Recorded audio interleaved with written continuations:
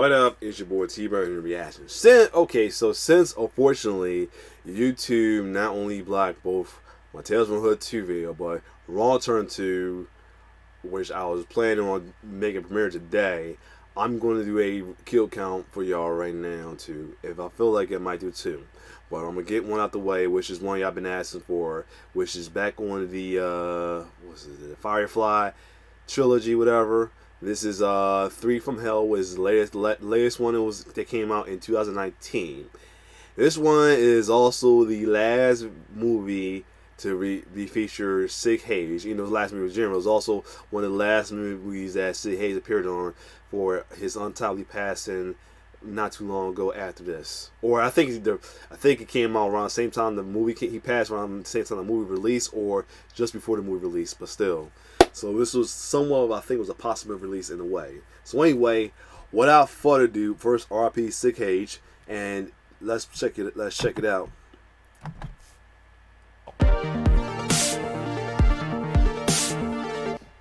Welcome to the Kill Count, where we tally up the victims in all our favorite horror movies. I'm James A. Janice, and today we're looking at Three from Hell, Rob Zombie's 2019 conclusion to the Firefly trilogy. That means more Otis Driftwood and more Baby Firefly. It was supposed to mean more Captain Spaulding too, but unfortunately, 2 weeks before production began, the then 79-year-old Sid Haig began facing health issues that eventually led to his death at 80, less than a week after this movie premiered. Rest in peace, Sid. You had a phenomenal screen presence. Despite Haig's inability to be a main player, Zombie still wanted to stick with the Three from Hell title, so he rewrote his script to include a part for Richard Brake as Foxy Coltrane, Otis and Baby's half-brother. Brake, who's always excellent playing villains, had worked with Zombie before, including in Halloween 2, where he was the Golden Chainsaw winning coroner who got his head sawed off. He was also in Mandy, where he made drugs and freed tigers.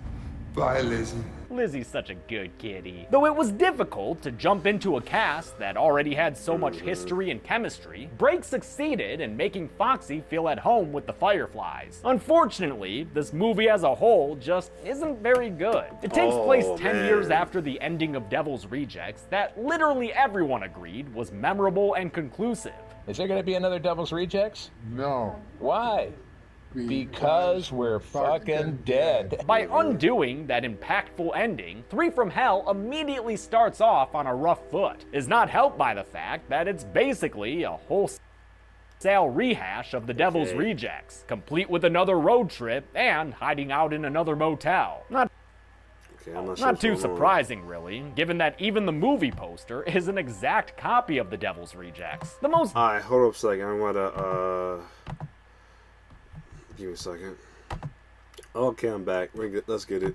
disappointing thing, though, is that Three from Hell just doesn't have the same energy as its predecessors. The dialogue feels more scripted, the circumstances more forced, and while Devil's Rejects humanized the Fireflies in a complex way, Three from Hell sheds all nuance and portrays them as both lovable and badass. At least it's a little less rapey, I guess. Doesn't mean it's not explicit, though, which is why I have a sponsor today. Shudder is my favorite streaming service because it's the Netflix of horror. For only $5.99 a month, or $56.99 a year, you'll have access to an incredible collection of horror films, old and new, as well as exclusive and original titles you won't find anywhere else, like Greg Nicotero's Creepshow series and the incredible documentary Horror Noir. In fact, Three from Hell is on Shudder right now, so I suggest you go watch it for yourself and form your own opinion, then come back here and see what I have to say about it. To try Shudder free for 30 days, go to shudder.com and use promo code DeadMeatJames. That's shudder.com, SHUDDER, promo code DeadMeatJames for a free 30-day trial. Will the Fireflies go out with a bang, or will their murder lights fade out with a whimper? Let's find out and get to the kills. The movie begins with a familiar image backed by some unfamiliar music. Gone is the Skinnerd, but we've still got our car full of Fireflies, and they're driving us straight into a title card. Hey, that title card was innocent until proven guilty, man. A news reporter tells us that the Fireflies survived the highway shootout, an unlikely outcome given that they took 20 bullets apiece. Years later, after recovering, they face trial while a media circus brings them a fan base of Manson family type kids who dig on their chaotic nihilist ways. I date him. You wanted the goddamn boogeyman in your sunny little lives. Well, you got him. Despite a campaign to free the three are convicted and imprisoned under Warden Virgil Dallas Harper, played by Jeff Daniel Phillips, who had dual roles in Zombies Halloween 2, as an obnoxious stand-up comedian and the strip club bouncer who got his head stomped in. 10 years later, Harper and his mustache are proud to have Spaulding on death row, where we get our only bit of Sid Haig in the movie in an interview conducted by the guy killed by an ATM in Breaking Bad. I'm happy that it's a solid performance for Haig to go out on, given the circumstances. I'm just a clown dancing for the fucking man. Yeah, He does look tired, but at least he still got them scary eyes and a solid laugh. Spaulding becomes our first victim on the count when he's executed by lethal injection off screen. I bet Sid liked knowing that this would be his final role. Otis is also on death row and also has the scary eyes as he spits out his usual rhetoric of chaotic societal disruption. It's really his forte. Hello, America. Did you miss me? I am Satan's destroyer. I am the eternal flame of salvation burning through your life, your liberty, and your pursuit of fucking happiness. By the sound of that voice, his will forte. But this last man on Earth isn't alone as he's taken out on a chain gang with other convicts. Among them is Danny Trejo's Rondo, who doesn't remember his hit on Otis from the previous film. That kind of memory lapse is about to prove fatal. The scene is purportedly filmed by a documentary crew, and their footage shows us Otis's deadly escape, where his half-brother Winslow Foxworth Coltrane, aka the Midnight Wolfman, helps him kill 7 nameless convicts, 4 prison guards, 2 police officers, 1 camera operator, and finally, as a treat, Rondo. Payback's a bitch, motherfucker. Great, more CG blood. A month after his escape, Otis tells Foxy he wants to spring Baby out of jail too, even though that would mean taking her away from all this slow motion and rock music.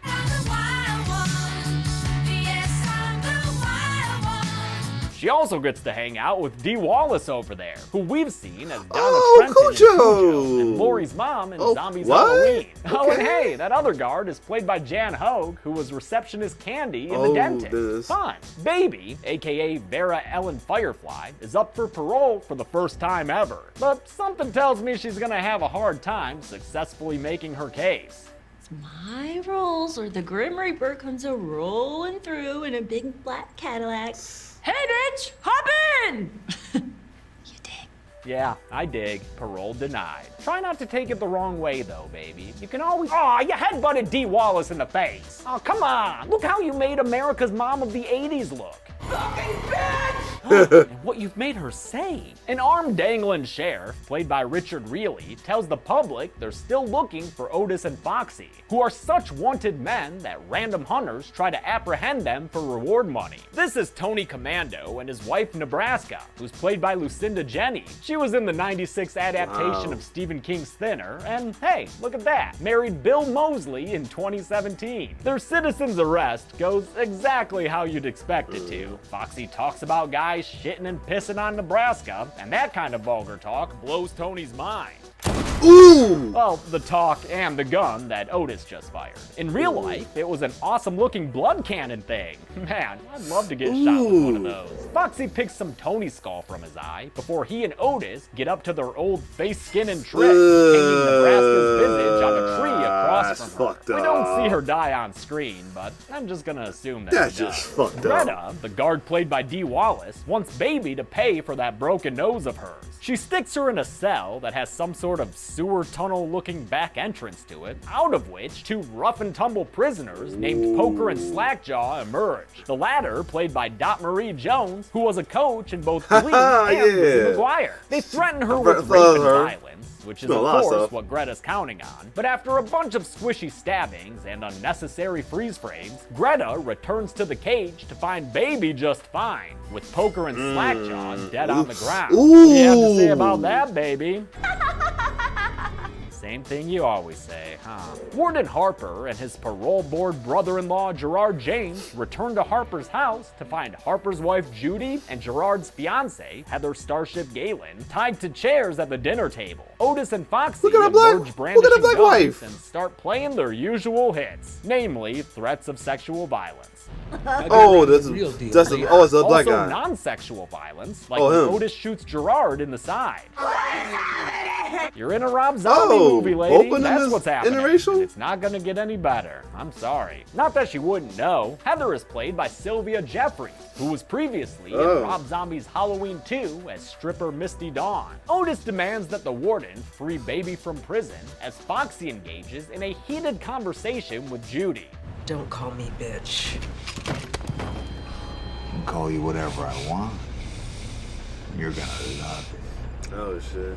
Bitch. It'd be great to see Judy get revenge against this guy, wouldn't it? Especially after he tosses her mother's ashes all over the place. That's fucked up. Hey, mama. That's fucked I'll up. let you guess if he gets his comeuppance. Since 3 from Hell doesn't know how to not be Devil's Rejects, the doorbell rings. But instead of Brian Posehn outside, it's a traveling clown, I guess, named Mr. Baggy Britches. Yeah, I'm sure a random clown is going door to door in the pouring rain. Come on, movie. It's absurdly contrived, but at least Baggy Britches is played by Clint Howard, everyone's favorite murderous ice cream man. Man. It's grenadine. What's his for little my brother? ice cream treats. Otis tells Baggy that he'll let him go if the clown can make him laugh. So Baggy does his best in front of an audience that ranges from skeptical to in need of urgent care. It's a darkly comedic scene that kind of almost works, like the slow motion parts aren't bad. In the end, after Otis points a gun at him and Baggy pisses himself, he does in fact succeed in making Mr. Driftwood laugh,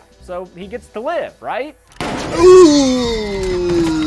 Wrong. Not in a Firefly film. Nobody ever wins besides the Firefly family, and it's Firefly time forever. By the way, I've been skipping over Baby scenes that show how she's become even more unstable after a decade in prison. I will give props to Sherry Moon Zombie for bringing a new shade to the character. Baby is visibly affected by her time in the can. Still, I didn't feel like it was necessary to mention all her meowing and the little vent kitty she hallucinates dancing ballet inside a Wampa cave. The next morning, under Otis's duress, Harper heads to work, where his frustration over the situation causes him to almost blow his brains out. Instead, he blows his nose up. Coke, the choice of a powerless generation. He follows Otis's orders and has Baby brought to his office. Once they're alone, he gives her a note from her brother saying not to kill the warden because he's gonna get her out of there. Baby agrees to be cooler than Honey Bunny, so Harper unlocks her restraints. But while she's changing into her getaway guard outfit, Greta comes back into the office to make sure things are okay. They're not, and Baby strangles Greta from behind I figured as that was Warden gonna happen Harper soon. stands there and watches. I figured that was geez, gonna This happen. isn't gonna get me boss of the year. I figured that was man, gonna gotta happen. keep your employees alive to be eligible. I knew that was gonna happen. Back at Harper's home, Otis and Foxy keep watch over an injured Gerard, a portrait of the warden as a dumb man, the corpse of Bagsy, a traumatized Judy, and, to keep things Rob Zombie-esque, Heather completely nude against her will. Harper brings Baby home, where she howls at the sight of her half-brother Foxy. With the gang all together now, well, you know what's coming next. Otis puts some Slim Whitman on as he gets to beating Gerard James to death. It's disturbing how casually he does it, as Judy tries to stop him and Heather runs away. Baby chases after Heather as Harper accidentally shoots his wife, Judy, because, again, God forbid someone get one over on the Fireflies. Worst of all, Foxy gets the last word in on Judy as he slowly motherfucker! And he did it, and it made it bloody. fucking cool. Baby chases the still naked Heather through her suburban streets and tackles her on a neighbor's front lawn. She kills the screaming naked woman with more than a dozen knife stabs to the abdomen, really driving the blade in and twisting it around so we can get the most of all this CG blood. Inside, Warden Harper, plainly traumatized by the murder of his wife, has to suffer one more indignity in the form of Otis's proselytizing. This is my death factory, and you are the product. Before he's shot in the head, spelling an end to the first half of this nearly 2-hour-long movie. On their way out, Baby grabs a headdress, a bow, and a quiver of arrows. The Fireflies run through some Rob Zombie dialogue. Just let me fucking drive. No fucking way. What's the fucking problem? Yeah, what's the fucking problem? Before settling into a motel room in which to hide out for a while. You know, watch TV, play some cards, hey, maybe wash your feet. That could be fun. Instead of podiatric hygiene, though, Baby wants to do more Devil's Reject stuff, so she finds a hapless guy at the motel to seduce. Burt Willie here is played by Sean Whalen, who's best known as Roach from People Under the Stairs, but was also Frogurt on Lost. Fucking Frogurt. He buys her a grape soda, and next thing you know, Baby is bursting into the motel room wearing Burt Willie's cheap Mexican outfit. She took it from him after killing him and leaving his body out back with some blood art on his face. That's our Baby. The outfit inspires her to suggest they flee to Mexico, and since this episode of Wolfenstein is a rerun, off they go. Straight to Durango, a small town in Mexico that's currently in the middle of its Day of the Dead celebration. Since this place has a motel, the Fireflies figure they can keep doing what they always do. The motel's proprietor is this Ringo Starr looking motherfucker. Oh, I know what it is. And while you probably shouldn't trust him to valet your dad's car, that's when we from like Do the Right Thing and a lot of stuff. Here. I got the best motherfucking room Yeah, all but Durango for you. His employee Sebastian helps the Fireflies with their bags, and Carlos shows them to their room. He also offers to put them in touch with a trio of sex workers. Well, if you like them with the big old sloppy jugs and the big old sloppy acid, I got 3 for you. The Fireflies are confident that they've acquired a room undetected, but turns out Carlos did in fact recognize their wanted mugs, which is why he calls up a guy named Aquarius who's got a picture of the late Rondo by his phone. That's because, while he may not be a son of anarchy, Aquarius is the son of Rondo. And at the news of the Fireflies in his immediate area, this murderous Mayan makes plans to avenge his slain padre. As night settles in and the Day of the Dead celebration begins, Baby tells Otis that she misses her dad, Captain Spaulding. They reflect on the existential problems of living and dying, and that they're the only Fireflies left. So, Otis figures better make the most of it. I mean, we can still do a lot of destruction in this fucked up, crazy world. You certainly can. And you can start by calling back to dialogue from House of a Thousand Corpses. Let's go get fucked up. And do some fucked up shit. Aw, they're so sweet, aren't they? And badass, because only badasses get slow motion entrances while the James Gang plays. Man, this movie feels masturbatory sometimes. Carlos introduces the boys to the sex workers he mentioned earlier, while Baby goes outside to get in on a knife throwing contest. If only her competitors could have asked Priscilla Barnes about Baby's skills, they might not have bet so much cash. But they didn't, so she kills the competition and takes home all that prize money, which she spends on a party montage with mirror imaging and more James Gang music. Freeze frame! The next morning, Otis and Foxy are in a brothel down the road from the motel, which is where Baby wakes up and finds breakfast at her door, courtesy of Sebastian. The two of them smoke and vibe together, with Baby saying Sebastian reminds her of her brother Tiny. As outside, some dudes pull up and start unloading a trio of caskets, specially built to Firefly size. Baby turns on Inagata Davida, the greatest hymn that's ever been played in the First Church of Springfield, and dances around in slow motion as Sebastian sketches her, having taken quite a liking to the Firefly gal. Even though 3 from Hell doesn't have as many recognizable faces as Devil's Rejects, I still love the cast. Zombie always casts people who have a lived-in look to them, like former pro skater Pancho Moeller here, and gets great performances out of them due to his collaborative style of directing. Rob is very chill about, us all being who we are. I also love how hands-on Zombie is as a director. He got involved involved in every aspect of production to keep his vision pure, and everyone in the crew, from costume designer Rosa Vasquez to production designer Sean McKinney to prop master Teresa Corvino, seemed to appreciate his involvement. He knew what he wanted and helped each department achieve it, down to the nitty-gritty of piecing together Baby's outfit and making some of the clothes look old and worn.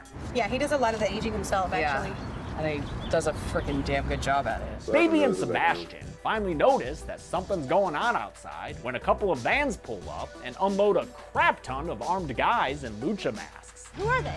They call themselves the Black Satans.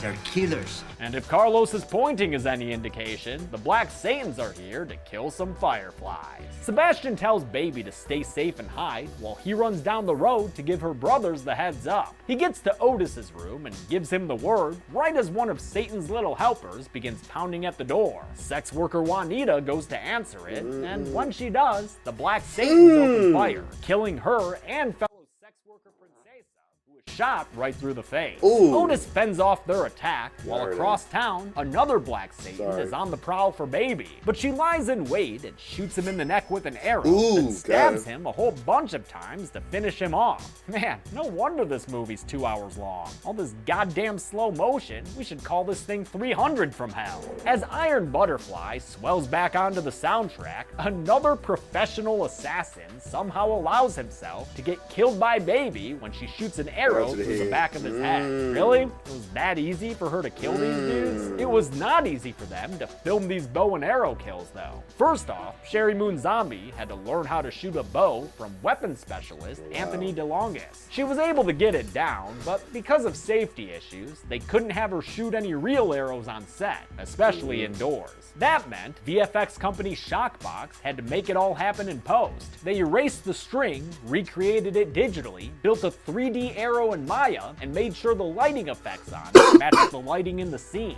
Very good work from them here. On the subject of safety, by the way, I liked seeing how much care they took with all the guns on set. Even though they mostly used airsoft weapons, looks like they had regular gun safety meetings for the entire cast and crew. Much more responsible than the days of a guy blindly swinging a real axe at Aaron Daniels. Aquarius heads to the room where Foxy was, but he's since fled the hen house, leaving sex worker Bella behind. Just like her peers, Bella is also shot and killed while naked. You could have seen that coming. Foxy, who's neither dead nor naked, manages to shoot the two Black Satans who are outside Otis's room, but he doesn't kill them right away. One gets back up, only to be done in by Otis with a headshot, and the other is finished off by Otis beating him to death with the handle of his gun. Baby steps outside with her bow and kills another dude with one regular arrow and one 3D arrow. Whoa! Always stock up on 3D arrows when you're fleeing to Mexico.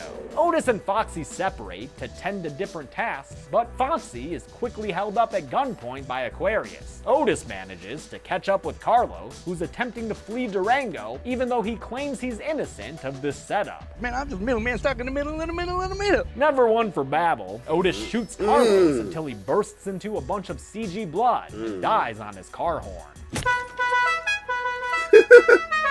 Inside a chapel, Baby is held up by a gun-wielding Black Satan, but Sebastian comes to her rescue, shooting the guy and allowing her to kill him by throwing a knife into his neck. Always good to practice your hobbies, no matter how good you already are at them. The Satan manages to shoot Sebastian, and as Baby is tending to him, she gets knocked out and captured by Aquarius, who doesn't bother to kill Sebastian.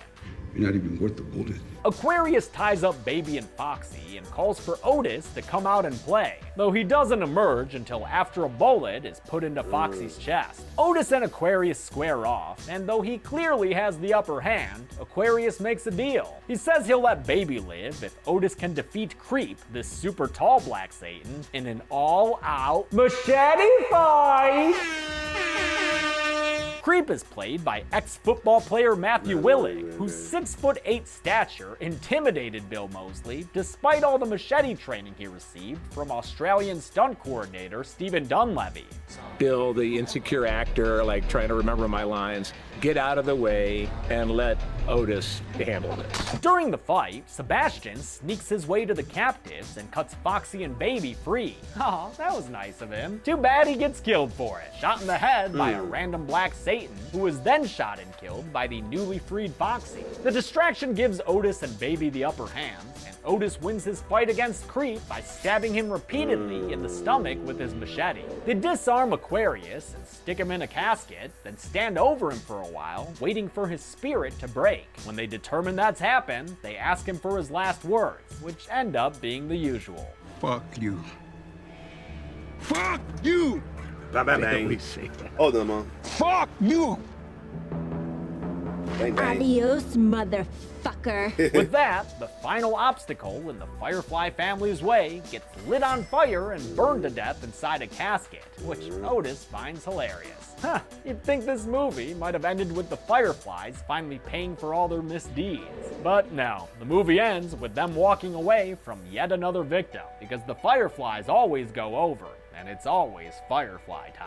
How many people got killed by those wild and crazy Fireflies? Let's find out and get to the numbers.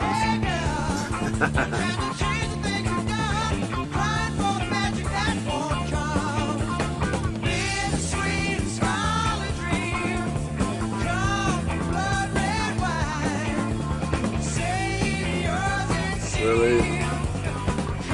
See a mess, yo. Oh my god. Jigsaw dog, he takes away. Lord. Yo, he is a mess, yo. Yeah, I can't with James. 41 people were killed in 3 from Hell, with the victims consisting of 32 men and 9 women, almost half of whom died naked. That doesn't get baked into the pie chart, though. With a bloated runtime of 116 minutes, that left us with a kill on average every 2.83 minutes. I'll give the Golden Chainsaw for coolest kill to, I don't know, man. None of these are fun. Poker, the prison inmate, I guess? She's got some entrails sticking out there, sure. Good work by effects artist Wayne Top, who also did effects for the other 2 Firefly films. Dull Machete for lamest kill will go to Greta, once again, because Dee Wallace deserved a better death. Come on, Rob. And that's it. 3 from Hell came out in 2019, the latest of Rob Zombie's work. Hope his next one's a bit better. We need a lighthearted laugh after this trilogy, so next week is Tucker and Dale versus Evil. Until then, I'm James A. Janice. This has been The Kill Count. Thanks a lot for watching. I hopefully am praying this goes up. So yeah, but this was good. This was good though. Of course, I said it was fucked up. I hate seeing not only women get killed like that, but black women. Then the way he did like like he comforted her before he sliced her. I'm like, damn. Yeah, I just knows my elbows actually. But yeah, it's like he was comforting her before he sliced her like a hustler baby woman, and then sliced her and then slowly sliced her nut. Like, damn, that was so fucked up. But it was good though. It's like one hand you like fuck them, next you know like, oh, they deserve that, the person they killed like deserve it, but on the other hand like they ain't deserve it. But other than that, this was good. This was good. So if you like my reaction, like, share, subscribe my YouTube channel. It's your boy T-Bear signing off. One love.